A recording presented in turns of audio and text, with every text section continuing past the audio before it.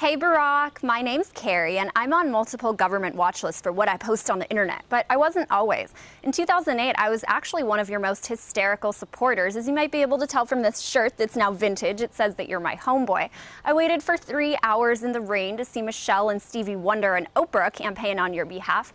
And this is me on the night that you were elected, shedding a tear of euphoria because I thought history had been made. But like a lot of Obama supporters, I sat back for the next couple years and figured I'd let you handle all that change because you're the one that was selling it anyway. And then when I decided that maybe I should Google the news to see what was going on in the world, I found that you would become exactly like the George Bush that I used to so vitriolically hate. And now I know that your advisors don't always tell you about all the evil things that are going on in your administration because you're just too busy. At least that's what you tell the news. So I thought I'd give you a recap of all of the mayhem and crime that you've been committing. You bailed out bankers and placed them in your cabinet. You placed Monsanto in charge of your FDA. You helped out pharmaceutical and health insurance companies with Obamacare. You expanded Bush's wars and started new ones with drones, branding yourself a humanitarian warmonger. You bragged about crippling sanctions against Iran, though they directly affected civilians.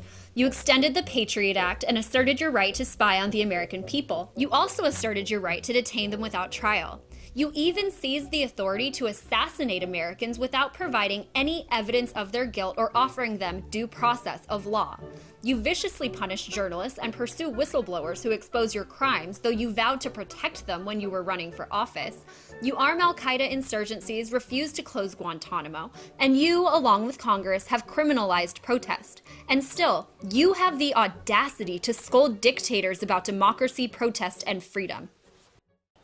Mr. Obama, you are the biggest fraud that has ever been perpetrated on the American people, and it's been a long time since I bought into it. So I think it's about time to burn your shirt.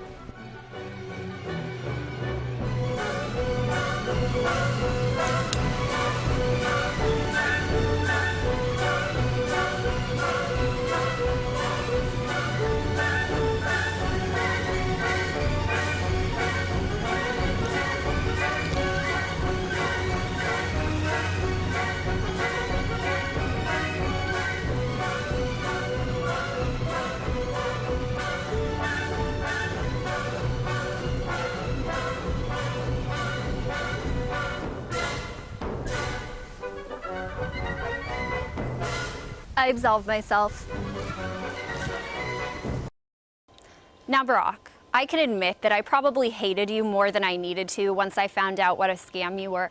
I hated you more than I hated George Bush because I felt personally betrayed by all of the lies that you told. But really, I should thank you now because a few years out from realizing what a scam you were, I understand that it's not just you. See, it's not really Obama's fault because it's the institution of government that is the problem. It doesn't matter what political party is in office. It doesn't matter if it's a liberal or a conservative or you or George Bush or anyone else who will run for president or any other office in government. It's the institution of government that is violent and forceful and coercive and kills people and subjects them to will with a force. And so instead of spreading the same hate that you do with your rhetoric and that you and your fellow politicians decide to inflict on the rest of the world, I would rather spread love and peace and freedom and help people understand that this government that you are currently at the head of, but it really doesn't matter who is strictly violative and doesn't do anything to help them. It only restricts the potential of humanity, and that's what I'd like to share. So thanks, Barack.